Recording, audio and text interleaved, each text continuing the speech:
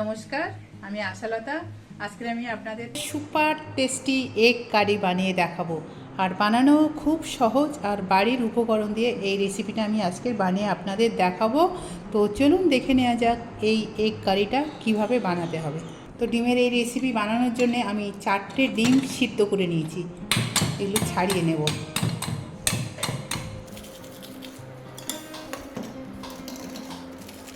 এইভাবে ছাড়িয়ে নেব ডিমগুলো।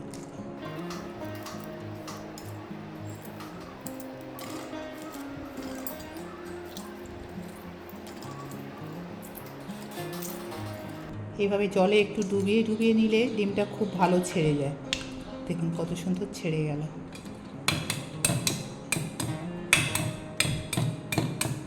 আর একটু এইভাবে করে নিতে হবে, তাহলে ডিমের খোসাটা খুব ভালো ছাড়বে।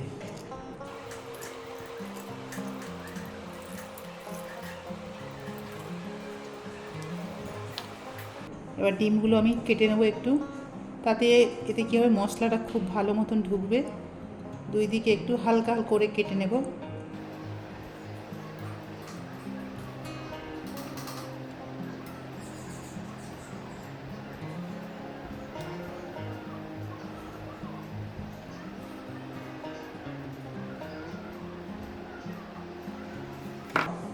তো চলুন আমরা রান্নাতে চলে যাই। সর্ষের তেল দিচ্ছি অল্প। গ্যাসটা এখন আমি একদম কমিয়ে রেখেছি, আর আমি সর্ষের তেল দিলাম। একটু হলুদ দেব, একটু নুন দিচ্ছি, একটু লঙ্কা বাটা দেব। লঙ্কাটা আপনারা পাউডার দিতে পারেন, আমি এখানে লঙ্কাটা বেটে নিয়েছি, এটা দিয়ে দিচ্ছি।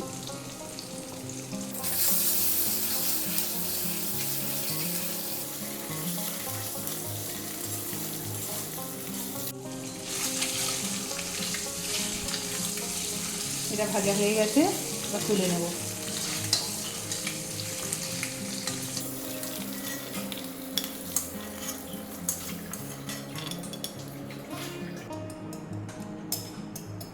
কোয়ার্টার টিস্পুনের মতন জিরা দিলাম, দিয়ে দেবো একটা তেজপাতা, একটু দারচিনি, দুটো ছোটো ছোটো এলাচ, আর দিয়ে দেবো দুটো লবঙ্গ, একটা লঙ্কা দিচ্ছি, লঙ্কাটা ফাটিয়ে দিয়েছি।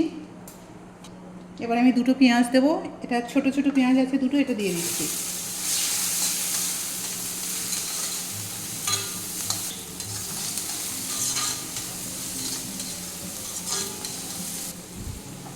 এবার আমি একটু কাজু আর একটু চাল মগজ নিয়েছি, 4-5টা কাজু নিয়েছি, আর একটু চাল মগজ নিয়েছি 1 চামচের মতন। এটা একটু বেটে নেব, এটা দিলে খুব ভালো লাগে খেতে।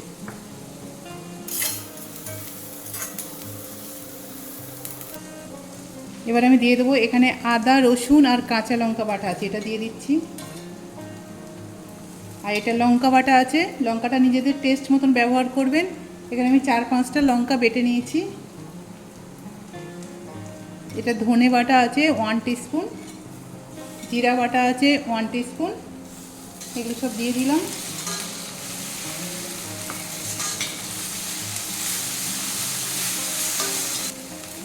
নুন দিয়ে দেবো স্বাদ মতো, হলুদ দিয়ে দিচ্ছি, পরিমাণ মতন হলুদ দিয়ে দিলাম, গোলমরিচের পাউডার দিয়ে দিচ্ছি, অল্প একটু দিলাম, চিলি পাউডার দিয়ে দিচ্ছি অল্প। এখানে আমি টমেটো নিয়েছি, একটা ছোট টমেটো, এটাও দিয়ে দিলাম, বেটে নিয়েছি টমেটোটা। এটা থেকে যতক্ষণ না তেল ছাড়ছে এটা একটু কষে নিতে হবে।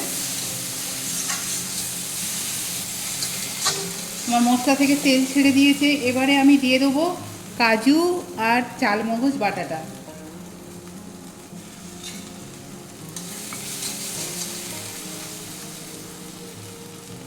এবার দিয়ে একটু জল দেবো, দিয়ে এটা ভালো করে কষে নেব।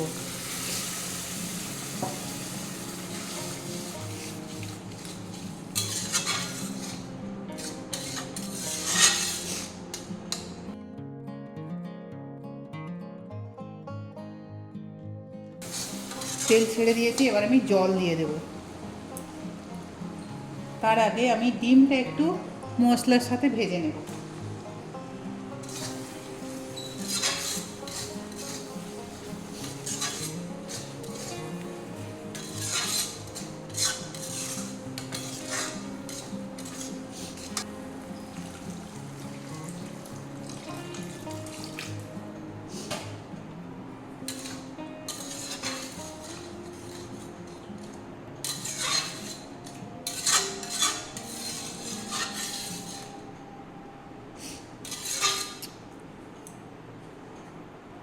এবার এটা 5 মিনিট ফুটিয়ে নেব, নিলে এটা হয়ে যাবে। গরম মশলার পাউডার দিয়ে দেবো।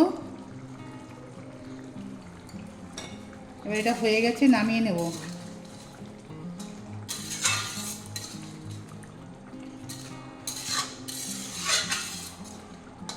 তো আপনারা ঠিক এইভাবে এই কারিটা বানাবেন, আর এটা ভাত, রুটি, লুচি, পরোটার সাথেও খেতে পারেন।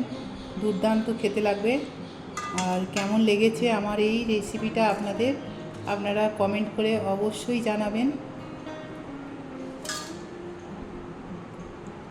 আমার এই রেসিপিটা যদি আপনাদের ভালো লাগে তাহলে লাইক করবেন, শেয়ার করবেন, সাবস্ক্রাইব করবেন, আর আমার বেল আইকনে ক্লিক করবেন। তাহলে নতুন নতুন ভিডিওর সাথে আপনারা আপডেট থাকতে পারবেন। নমস্কার।